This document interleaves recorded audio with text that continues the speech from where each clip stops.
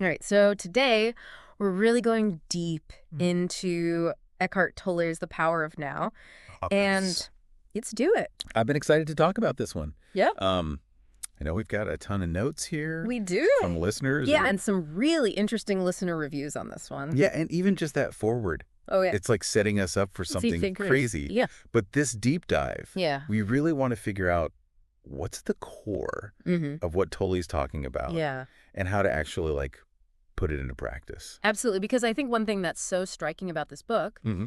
um, is that people talk about it having this like really tangible spirit. Right. Yeah, it's not just like a self-help book that you read and you're like, okay, I'm going to try this thing. People talk about it as this very different kind of reading experience. Right, and even just in that foreword where they're talking about paradigm pioneers and multidimensional reality. Yeah. Like, what are we getting ourselves into? It's not just self-improvement. It's like he's really pointing at a different way of experiencing reality. Okay, so let's break this down. So Right. he starts with this parable of the beggar Right. who's sitting on a box of gold.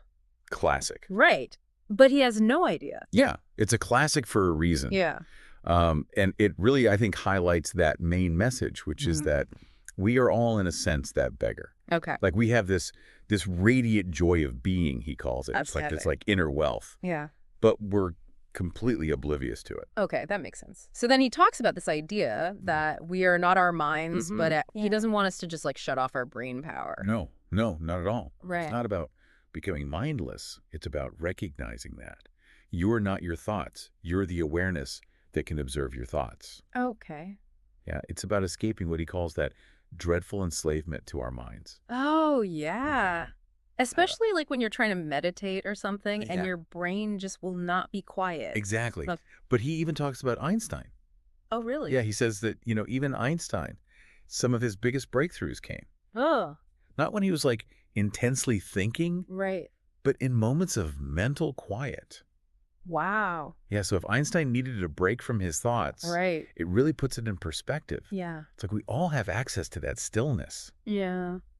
We just got to figure out how to tap into it. Right. So find that off switch for the mind. Exactly. Especially if we want to break free from this thing he calls the pain body.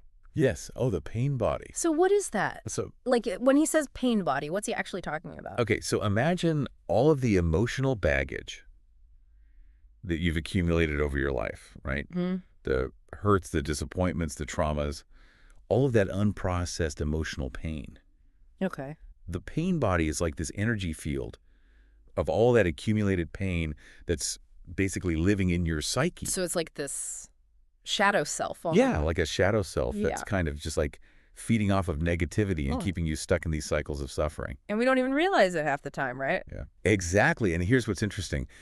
He even talks about how for women, the experience of menstruation Mm. with all of its emotional ups and downs can actually be this like profound gateway Really? to spiritual growth and transformation. Wow. Yeah, it's kind of an interesting take on it. Yeah.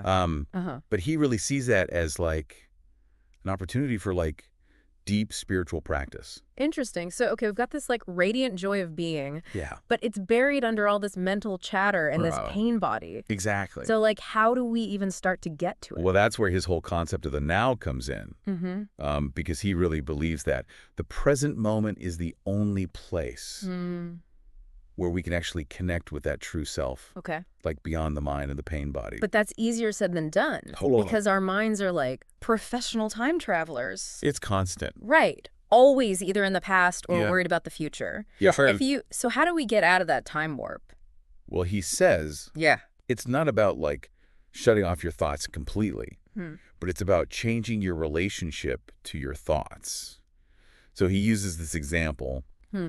of looking at this tree outside his window. Okay. And he's like, I've seen this tree a million times. Right. But then one day he's like, I just saw it. Yeah. With this totally new awareness. Right. As if he was experiencing like the being of the tree, not Yeah. just his like mental concept of it. Yeah, I totally get that. I was hiking once and I was just kind of like lost in thought. And I looked up at this mountain vista. Yeah. And for a second, it was like I wasn't even thinking. I was just like completely absorbed in that experience. Yeah. It was amazing. Those moments of just like pure presence. Yes. Stepping outside of that constant stream of thoughts. Oh, Those are like little glimpses into that true nature, that state of being that's always there. Yeah. So he talks about these different portals we can use to access this timeless realm of being. So it's not just staring at trees. No, it's not just trees. There's lots of ways to get there. Mm-hmm. He talks about connecting with the inner body. Okay. Finding stillness and silence. Recognizing the vastness of space. Okay. Even approaching death. Whoa. As a profound opportunity for spiritual realization. Okay, some of those sound a little more approachable than others. Yeah, like, what's this connecting with the inner body all about? Okay, so it's not about like flexing in the mirror or anything. It's about shifting your attention from the external world and your thoughts to the physical sensations within your body. Okay. So like feeling your breath, the aliveness in your hands, the energy flowing through you. So turning inward to connect with that. That like life force. Exactly. That's it. That chi, whatever. Exactly. Okay. And he links that to the idea of finding stillness in silence. Okay. He's like, how, Ernie?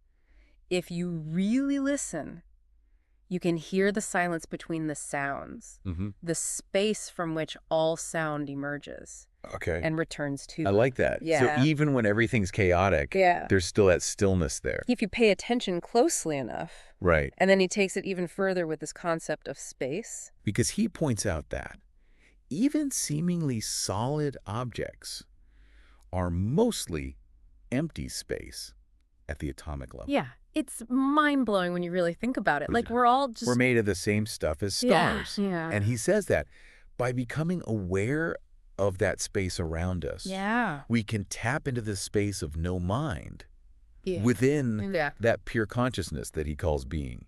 So it's all connected. They're like different paths leading to the same destination. Right. But that last portal you mentioned, death, that one's a little intense, right? Intense, yeah. But he doesn't present it in this like morbid way. He's saying like approaching death, even just the idea of it, can be this really powerful catalyst for spiritual growth. Yeah. He talks about near-death experiences, how people describe this like radiant light, this overwhelming sense of peace. Like in that moment, the ego's grip is loosened. Exactly. And you get this glimpse of something beyond this limited reality, this fear-based reality. Yeah. But he's not saying we have to wait until some like life or death situation to realize this. He's saying we can tap into that power of now to experience that joy of being. Yeah. That's always present. Regardless of what's happening. Exactly. But here's a key point. He says it's not about chasing happiness. Really? He's not saying like, this is how to be happy all the time. But don't we all kind of want to be happy? Of course. But he says that actually, chasing happiness as we usually think about it, traps us in the cycle of craving and aversion. Okay. He even talks about this Buddhist concept called dukkha, which translates to like suffering or unsatisfactoriness. Oh, wow. And he's saying that that's inherent, even in happiness. So even when we get what we want, it's fleeting. Yeah. And then we're on to the next thing that we think is going to make us happy. It's like they say like, push, tuck, push, try to catch a butterfly. Yeah. Like the more you chase it, the more it eludes you. Right. But if you sit still, it might just land on your shoulder. That's a good analogy. And that's what he's getting at. He's saying that lasting fulfillment doesn't come from like external conditions, but from cultivating this like deep inner stillness. Right. That's not dependent on things being a certain way. So we've talked about these portals to present. Connecting with that like joy of being. But life isn't always sunshine and rainbows, right? Things happen. Yeah. Things go wrong. Totally. We get caught up in the drama of it all. And that's where this idea of surrender comes in. Okay. Which can be a tough one. Honestly, when I hear the word surrender, I think of like waving a white flag. Yeah. It's not giving up or admitting defeat or anything like that. No. It's more about this, aligning yourself with the flow of life, accepting the present moment without reservation. So instead of fighting reality, we accept it even when it's not what we want. Exactly. Okay. It doesn't mean we become passive. It's about recognizing what you can control and what you can't. Like he uses the example of being stuck in traffic. Getting angry doesn't change the situation. Right. It just makes you more stressed. It's like that saying, Grant me the serenity to accept the things I cannot change, Yeah. courage to change the things I can, and the wisdom to know the difference. Yes. Right. That's it. Okay. That's surrender. So how do we apply that? Well, he talks about how surrender can actually transform not only our inner state, but also our relationships. Because if we're constantly resisting reality, we're probably resisting the people around us. Exactly. Trying to change them. Yeah. Fit them into some mold. It's all ego. Right. He's saying relationships can become this training ground for transcending the ego and experiencing true love. So he connects this idea of surrender to love. Yeah, because he talks about how the ego thrives on conflict, on that sense of separateness. Okay, and when two egos collide... Oh, yeah. Watch out. That's when things get messy. Yeah. Yeah, he even talks about how being in a relationship with someone who is more enlightened can actually be really challenging. For the other person. For the person who's Yeah. identified with their ego. Right, because it disrupts their patterns. Exactly. It's not fun and games anymore. It's like a wake-up call. Right. It's like, whoa, I have to actually look at this stuff. Yeah. Confront those patterns. Yeah. Makes you think about your own relationships. Definitely. Through that lens a little bit. Absolutely. And this all leads to another key theme, which is forgiveness. Okay. He says true forgiveness is only possible when we access that power of now. Letting go of the past and recognizing the untouchable essence of who we truly are. Because if we're holding on to resentment or blame, we're letting the past control you, dictate our present experience. Exactly. And he actually connects this to our perception of death. Yeah. Which is interesting. This is where it gets really juicy. Right. How does he tie those two together? Forgiveness and death. He's suggesting that. Our perception of death is a reflection of our state of consciousness. Okay. So if we are identified with our ego, death appears as this terrifying end. Right, because it's like a loss of self. Exactly. Loss of everything the ego identifies with. Possessions. Yeah. Achievements. Our identity. Our sense of self. All of it. Right. But he's saying that by connecting with our true nature, that being beyond the ego. We can move beyond that fear of death. Okay. And experience the joy of being. That is eternal and ever-present. So death is just another illusion. In a sense. It's like a shift in perspective. Yeah, it's not an ending. Not the end. It's a transition. A transition. And this highlights that. His work is not just about intellectual understanding. Right. It's about a fundamental shift in consciousness. Yeah, it's about embodying it. Embodying it, yes. Living it. From fear to love, from separation to oneness, from this limited sense of self to the realization of our true nature. And he gives us tools to do this. He does. It's not just a philosophy. Yeah, he gives us practical exercises, ways to actually experience this. To integrate it into our lives. Exactly. And I think that's why this book really resonates with people.